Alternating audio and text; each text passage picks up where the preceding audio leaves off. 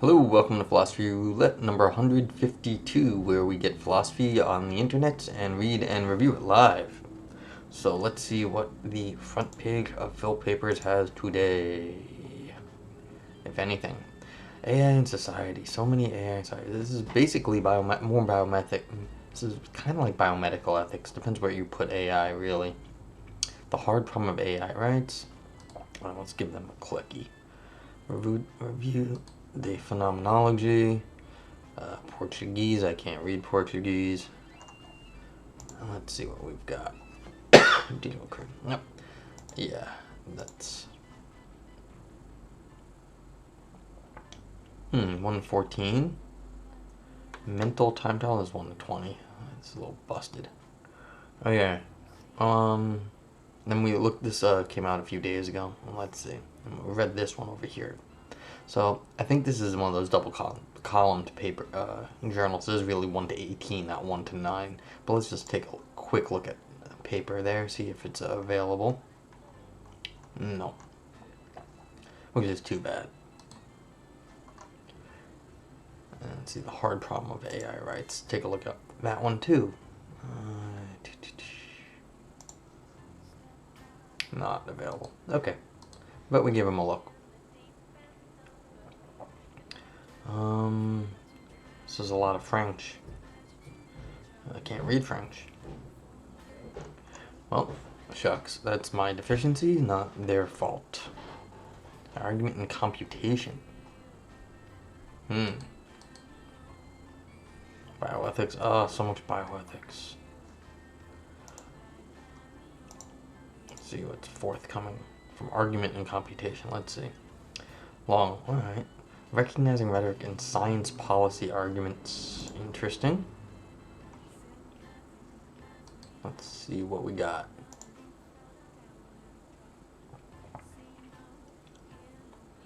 Oh, that's right. This is a open access. All right, let's take a gander at this. See how long it is. 12, but if it, yeah, it's teeny. Okay. So one thing. This is a something we might take a look at in a minute. See what else they have here. Alright, and that's the only other one that's not too long. Alright, so let's see. Anything else to grab?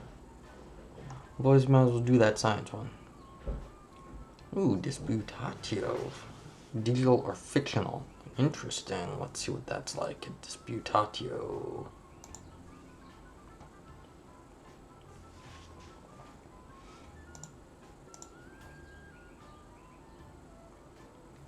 Where is that paper? No, virtual as the digital. What? Shucks, where'd it go? See how long it is also.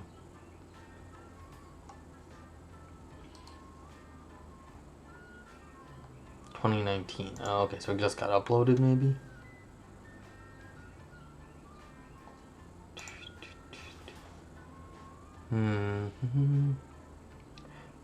PDF is not. I don't want inline PDFs anyway. Open access. So, come on. Load silly. Quickie. Let's just save file real quick, see what it looks like. Fast. 127. Oh. I mean, that'll take me about an hour and a half to read, so that's too bad. Maybe I'll consider it in the future, but I'm just not having a 27-page paper. Yeah, this one's long too. Alright, so let's give it another minute or two of looking for something. Urgentness. Ooh, history of science. Parts of falling objects. This is a fun experiment if you don't know what it is. It's like if you're trying to figure out if heavier objects fall faster than lighter objects, what happens if you tie a string between a heavy and light object?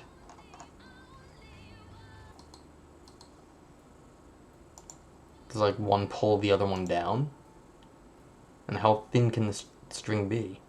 Hey, open access. Let's see.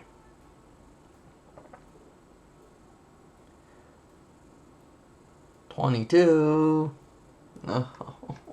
Oh. That's so sad.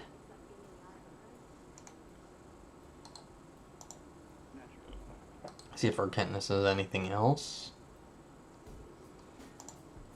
I have a soft spot for Arcantus. They've always given me, even when they reject me, which they have always rejected me, they give me good reviews. Like, the reviews are high quality.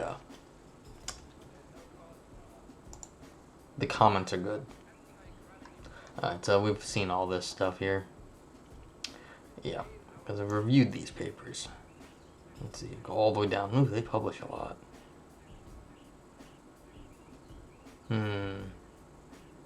1 to 4, what is this? That must be a review of some sort. Deontic transfer. That'd be weird. And it's permissible to cause someone else harm in deontology? Never.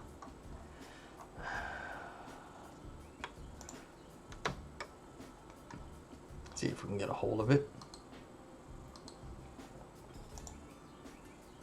Nope. Nope.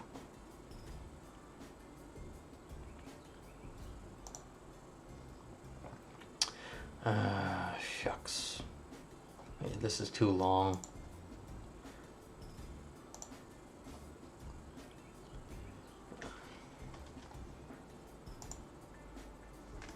Fictional content. 14 pages. Anything else? 1 of 3. Let's see what else we got. Do we need propositions? 1 to 8. That's kind of what I like to see. Let's see if it's available. Because I haven't read anything from Disputatio either. So I'm always partial to reading something from journals I haven't seen. Granted, I haven't seen any of the authors, so that's not special.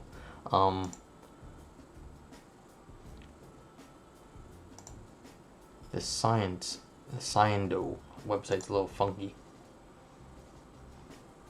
Alright, so I think this is what I'm going to try to do, this one here. This do we need propositions? Of course, if anyone out there listening would like to send me something to read, that'd be great. Yeah, this is good. This do we need propositions?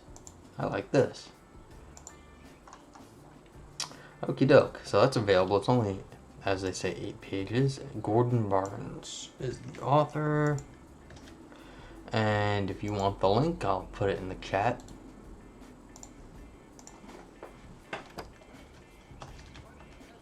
You can also type !paper anytime you come in, and the link will pop back up, and it's going to be in the show notes below the video if you're watching this afterwards on the YouTubes usually. Cool.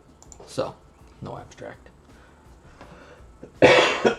So, another dry papers. I was getting criticized the other day. Why are you reading all this dry stuff? It's like, well, this is philosophy. It is dry. Trenton Merrickx argues that we need propositions to serve as the premises and conclusions of modally valid arguments. A modally valid argument is an argument in which, necessarily, if the premises are true, then the conclusion is also true. Generally, what you want with logic is if you start with something that you think is okay, you should end with something you think is okay. Although, a lot of times, it's called proof by contradiction, and it goes the other way. Anyway. Alright, according to Merrick, the premises and conclusions of modally valid arguments must have their truth conditions essentially, and they must exist necessarily. Sentences do not satisfy either of these conditions. Therefore, sentences cannot serve as the premises and conclusions of modally valid arguments. For that purpose, we need our propositions. We need propositions. A little typo. Therefore, propositions exist. Merrick's argument adds a new chapter in the long-standing debate over the existence of propositions. However, I will argue that Merrick's argument does not quite succeed. I believe that Merrick has overlooked one viable alternative to postulating propositions. However, that is not the end of the matter. This alternative employs the relation between sentences and possible worlds of being true at a world. I'm talking about true at a world recently.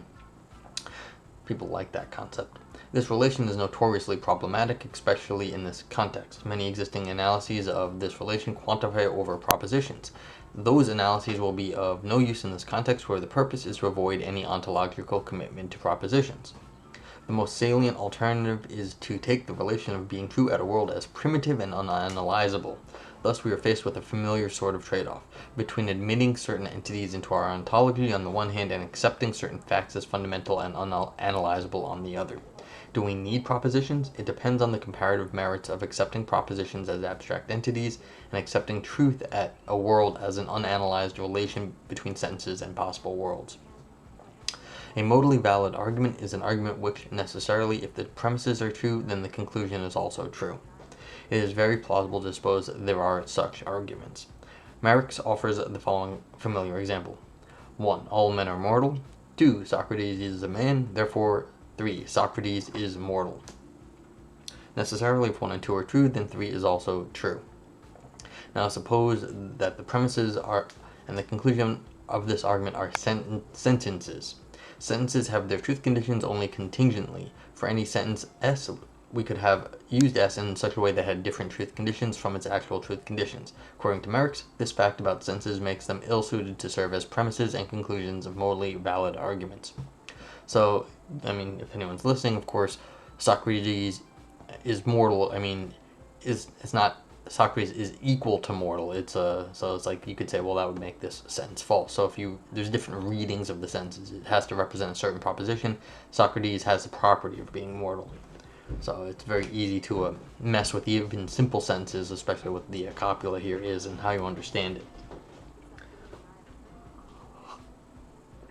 Alright, so let's see what author says. Suppose for reductive that the following are all jointly possible. 1 is true if and only if dogs bark. 2 is true if and only if the sky is blue. And 3 is true if and only if pigs fly, and dogs bark, and the sky is blue, and pigs do not fly. And 3 is true if and only if pigs fly, and dogs bark, and the sky is blue, and pigs do not fly. Our supposition for reductio implies that it is possible for 1 and 2 to be true and 3 to be false. So it implies that the above argument is not modally valid, but that argument is modally valid. So what we suppose for reductio is false. Not sure what that meant. If you're just putting in any old things for 1, 2, and 3, of course, then it won't follow, and I guess that makes sense. You can just switch out all these sentences to have no relation between them, and then you won't have a valid argument. Marx infers that all the premises and the conclusion of this argument and every modally valid argument must have their truth conditions essentially. Since sentences do not have their truth conditional essentially, 1, 2, and 3 cannot be sentences. They have to be propositions. Marx goes on to argue that for related reasons, 1, 2, and 3 must be things that exist necessarily. He concludes that if there are modally valid arguments, then there must be entities that have their truth conditions essentially and exist necessarily. These entities cannot be sentences. They are propositions. To defend this argument, Marx considers 2 alternative accounts of modal validity that would avoid any commitment to propositions. Here is the first alternative. An argument is modally valid just in case necessarily if its premises are true and have their actual truth conditions, and its conclusions has its actual truth conditions, and its conclusion is true. By holding fixed the actual truth conditions of the sentences involved, this account correctly implies that the argument from 1 and 2 to 3 is modally valid. Necessarily, if the sentences all men are mortal and Socrates is a man are true, and if they have their actual truth conditions, and if the sentence Socrates is mortal also has its actual truth conditions, then the latter sentence is also true. However, this account suffers from a crippling defect of its own. Dun dun dun. Alright, so basically, it's saying, look, sentences can be true or false depending on context, but if you fix everything to the actuality, so you're saying, and it's as you thought it was, then you can get yourself a good argument, basically. The question, of course, then is how do you fix anything? Like, to the way the world is. Marx illustrates the defect with the following inference. Electrons exist, therefore a sentence exists. Okay. Marx argues this account of modal validity will classify this inference as modally valid. The reason is that a sentence can be true and have its actual truth conditions only if that sentence actually exists. Marx argues that this assumption elsewhere in the book, I will grant it here for the sake of argument. The alternative account of modal validity says that an argument is modally valid if and only if, necessarily, the premises are true and if they have their actual truth conditions, and if the conclusion has its actual truth conditions, then the conclusion is true. If a sentence has to exist in order to be true and have its actual truth conditions, then if the sentence electrons exist is true and has its actual truth conditions, then the sentence exists. Therefore, at least one sentence exists. Thus, the existence of the electrons entails the existence of at least one sentence. However, that is mistaken. The alternative account of modal validity is mistaken. You know, it seems like it's got a problem with this quotation here. It's like the sentence electrons exist, and therefore a sentence exists. So it's like you've got like a problem with their parentheses or quotations in this argument, which is a fair problem. I mean, it is a problem, but I mean, not as, it just seems to be a little, the way this is argued for, I guess, this example is a little funky. They could have just said, look, electrons exist is a sentence. And just the fact that stating the sentence, it's not the fact that the electrons exist, it's that you stated the sentence that the electrons exist. So, alright, whatever. It's not a big deal. And I think I agree with the conclusion, so I think they're right, but for slightly itsy little different reasons. Marx considers one more alternative. This account is based on the distinction between being true in a possible world and being true in a possible world and being true at a possible world. In and at. So there's a difference between in and at. A sentence is true in a possible world W just in case S exists in W and S is true in W. In other words, if W were actual, then S would exist and S would be true. So there's a distinction between exists in, I guess. By contrast, a sentence is true at a possible world just in case the truth condition of S are satisfied in W. So a sentence need not exist in W for it to be true at W. The following example illustrates the idea.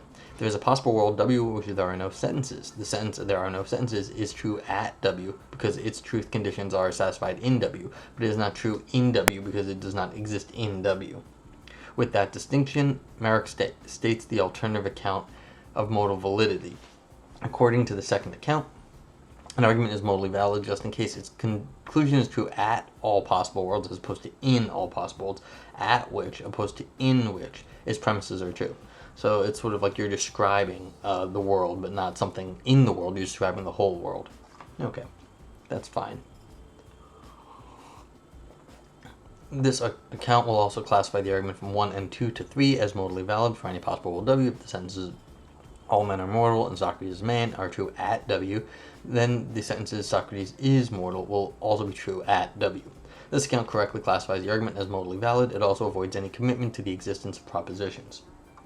Marx argues this account of modal validity leaves out an essential ingredient of that idea, according to Marx. Defenders of the venerable and widespread idea that some arguments are modally valid should all agree that an argument is modally valid only if there is some modal connection between the truth of a modally valid argument's conclusion and the truth of its premises. But the claim that an argument's conclusion is true at all possible worlds, at which its premises are true, does not imply that there is any modal connection between the truth of its conclusion and the truth of its premises. So we should deny that any argument is modally valid just in case its conclusion is true at all possible worlds at which its premises are true. So we should reject the second alternative definition of modally valid. What is it, some sort of relevance conditions that because they don't, just because the conclusion is true doesn't have anything, it means it's not, doesn't have anything to do with the premises. So this is a relevancy argument here? I'm not sure. Okay. This account of, let's see, authors has to say, this account of the modal validity of an argument does not include any modal connection between the premises and the conclusion of the argument. On this account, the premises and the conclusion of a modally valid argument are sentences. Since sentences have their truth conditions only contingently, there are no necessary connections between the truth of any one sentence and the truth of any other sentence. It follows that, on this account of modal validity, that modal validity of an argument does not involve any modal connection between the premises and the conclusions of a modally valid argument. That does not seem right. I find this argument compelling, but I will not offer any further defense of it here. Rather, I'll argue that there is another account of modal validity that is immune to these objections, while also avoiding any commitment to propositions.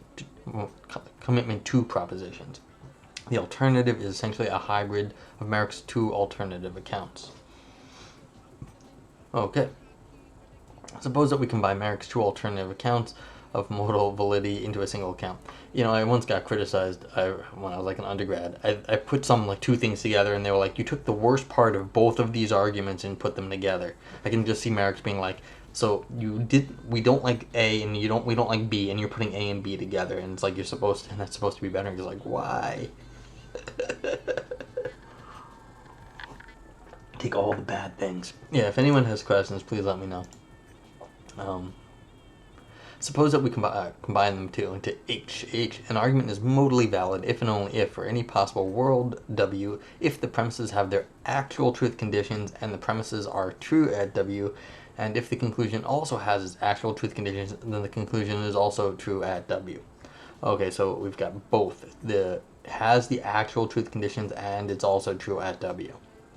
Okay, call this account the hybrid account, since the hybrid of Merrick's other two alternatives. The hybrid account will classify the argument from 1 and 2 to 3 as modally valid. If the sentences are all men are immortal and Socrates is a man, have their actual truth conditions, and if these actual truth conditions are satisfied in a possible world W, then if the sentences Socrates is mortal also has its, there should be a comma there, has its actual truth conditions, then its actual truth conditions will also be satisfied in W. Furthermore, the hybrid account does not imply that the inference from electrons exist to sense exists is modally valid. If the sense electrons exist has actual truth conditions, and if those actual truth conditions are satisfied in possible W, it does not follow that the actual truth conditions of the sense a sense exists are satisfied in W.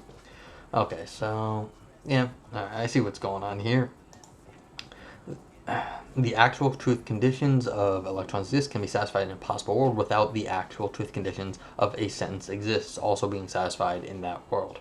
Finally, according to the hybrid account, the modal validity of an argument does obtain in virtue of a modal connection between the premises and the conclusions of the argument. The reason is that on the hybrid account, like Merrick's first alternative, holds fixed the actual truth conditions of the sentences involved. If we hold fixed the actual truth conditions of these sentences, then there will be modal connections between the sentences insofar as they have their actual truth conditions. These modal connections ground the modal validity of the modally valid argument.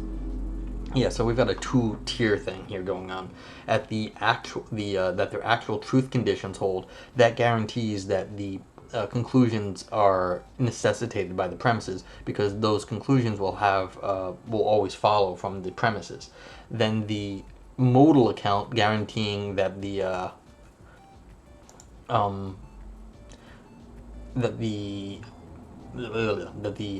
modal necessity follows is from the other account, the second one. That it's true at that W, so you don't actually need to have the content there to guarantee anything, but you can just say at that world. Then you have the modal guarantee that that you can talk about how the conclusions are necessitated by the premises. Okay. So both the content by being fixed by the truth conditions, and then the way we can talk about it by being talk about at a world what's going on. So my use of sentences with their actual truth conditions might raise some eyebrows. Are sentences with their actual truth conditions just propositions by another name? If so, then the hybrid account is also committed to the existence of propositions. However, that is not so. The hybrid account makes use of the fact that a sentence S has certain truth conditions C. However, that fact need not consist in a relation between a sentence and some other entity, its truth conditions, which might sound suspiciously like a proposition. At least on the face of it, the fact that sentence S has truth condition C might be explicated in a way that does not quantify over truth conditions as distinct entities. The correct analysis will depend on the nature of semantic content, of course, but many theories of semantic content will analyze statements of the form sentence has truth condition C in a way that does not quantify over truth conditions. Such accounts have no need of propositions or proposition-like entities, at least for the purposes of analyzing the fact that a sentence has certain truth conditions. For instance, consider a teleofunctionalist account of semantic content. On such an account, the fact that sentence S has truth condition C consists in the fact that S expresses a mental state that was naturally selected because it is nomologically correlated with the fact that conditions C are satisfied. So yeah, so your mind is fixed on something, basically. So that's why the sentence has a meaning, is because your mind is fixed on it in the right way. This account does not quantify over the truth conditions of sentences. Other accounts of semantic content also avoid quantifying over truth conditions as distinct entities. Alright, so this author is leaving open how we get the truth conditions. They're not appealing to the proposition-like structure, saying like the truth conditions exist and the propositions exist. They're saying maybe we could fill that in some sort of other way, like mental states or something. But they don't have to answer that question, they're saying. That's okay. Alright. What if there is no reductive analysis of the fact that sentence S has truth condition C? What if these facts are primitive, irreducible facts? Even if that were the case, it would not follow that these facts consist in a relation between a sentence and some other entity, its truth conditions. One could certainly argue that the irreducibility of semantic content entails the existence of propositions or some such entities, but an argument would be required. In the absence of such an argument, the fact that a sentence has certain truth conditions does not self-evidently entail any quantification over truth conditions as distinct entities. Thus, the hybrid account of modal validity does not commit one to the existence of propositions, or anything like propositions. In the hybrid account of modal validity, the concept of truth at a world does much of the heavy lifting. Thus, the hybrid account is acceptable only if that relation is acceptable. There are two distinct questions here. First, is there an acceptable account of relation of truth at a world? Second, is there an account of this relation that does not quantify over propositions? In this context, the latter question is the one that matters. If the only acceptable account of truth at a world are accounts that make ineliminable use of propositions, then the hybrid account of modal validity also commits us to the use of existence of propositions. In that case, Merrick's argument would succeed. Modal validity requires the existence of propositions. Thus, the relevant question here is whether there is an acceptable account of truth at a world that does not make use of propositions. This question has been discussed at length elsewhere, and I will not try to resolve it here. Suffice it is to say, the soundness of Merrick's argument for the existence of propositions seems to depend on the answer to this question. If there is an account of the relation of truth at a world that makes no use of propositions, then the hybrid account of modal validity will give us modal validity arguments without propositions. However, if there is no account of truth at a world that avoids commitment to propositions, the Merrick's argument appears to be sound after all. Do we need propositions? It depends on the nature of truth at a world. Alright, so the problem is, of course, how do you fix meaning, of course? This is really what these things all come down to. These are arguments over what does it mean to mean something. And basically, it's saying, look, if you're going to make an argument that are based on contingent things, because all men are mortal, this is a contingent sentence in English. It might be true, might be false, whatever. And the sentence could look different, all sorts of things. Then all sorts of the world could be different, the sentence could be different. Then how do we know, how do any arguments hold fast? Hold at all. So they are arguing that you need a two-tier approach. You need to be able to say that the premises and the conclusions are related to each other, and they get that in the hybrid approach by saying the truth conditions at the world are fixed. The actual truth conditions are hold. And secondly, how do you know that the argument is valid? You have to be able to say that the argument is valid. Well, then you can only say that by looking at the world itself and say, does it actually follow?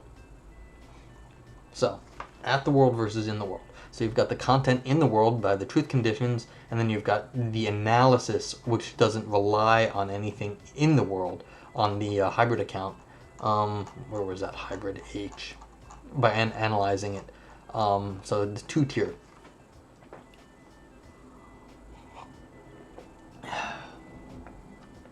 And so you've got the actual truth conditions and the premises are true. So you're looking at it from outside the world and you're saying, is it true at that world? Does this happen? And then in that world, do the things relate to each other? So again, this is when you have multi-tier approaches to anything, you have to say, well, how do you keep the tiers separate? And that's basically what the ending question was. How do you know what it means to be true at a world? And if we can't keep that clear, then the sort of the two-level analysis here collapses. So, but I find the argument that you need to how do you understand why premises and conclusions are related to each other, and they're doing it in terms of truth conditions here. I wonder if that's really what's at work. I mean, I said relevancy, because this truth conditions really the thing that does it, or is it relevancy? Because a lot of times there's always more and more and more stuff that can be built into any argument, to rule out skeptical hypotheses, to get in more presuppositions, and then so truth conditions. We like to think our arguments are clean cut and like one thing follows from the other, like obviously by its truth conditions. But I'm not so sure that is really what. I mean, of course, it works in the defined cases, but there might be more to the sort of the concept of what goes into these conditions other than just like the truths and falses of the truth conditions. So there might be some relevancy concerns here, and maybe others too. Like I was just thinking maybe complexity issues and like knowledge and epistemic things. So in this limited case, I mean, there's not a criticism of this article at all. It's just in this limited setting, you can keep the truth conditions of actual things separate from all these other concerns. But in like other problems, if you get any wider, it might not hold. And again, how do you get the at a world? The other problem is, of course, this is the word actual is a very scary word. No one knows what the actual world is. I mean, we have some idea, but no one knows like exactly what it counts as. So how we know what world we're talking about, again, is very difficult. And like, how do you know where you are? What world are we at? And that is, of course, where the author ended, so credit to them for understanding the problem and pointing it out. But how do you the actual world? And you see in the literature a lot of times for the actual they use the the at symbol that we use for emails. So it's like it's just at actual world. So that's just the same thing, the A in the circle. So in some sense, this might actually be considered two ways of thinking about location and where we're what sort of perspective we're looking at trying to understand meaning from, in terms of truth conditions or then the modal condition. And then again, how do we keep those two things separate? Because a lot of times worlds are defined by how we understand their modal conditions. Like that's how we pick out a world, is when for the propositions that are true there. So if you're not going to pick out the world itself by the truth conditions, then how do you how are we understanding this? So anywho, I'm not sure I made a ton of sense right there, but that's basically all I have to say about this paper. I mean, of course, this was a sort of a directed argument against Merrick's argument and showing how it could be made to work, and that the truth at a world, this is the bigger question that really needs to be answered, not and until we have the bigger question answered, we don't know about the conclusion about propositions. Okay. If anyone else has anything else to say it now or hold your peace. I'll be back later tonight, I expect. Yeah. So have a good night and stay safe, everybody.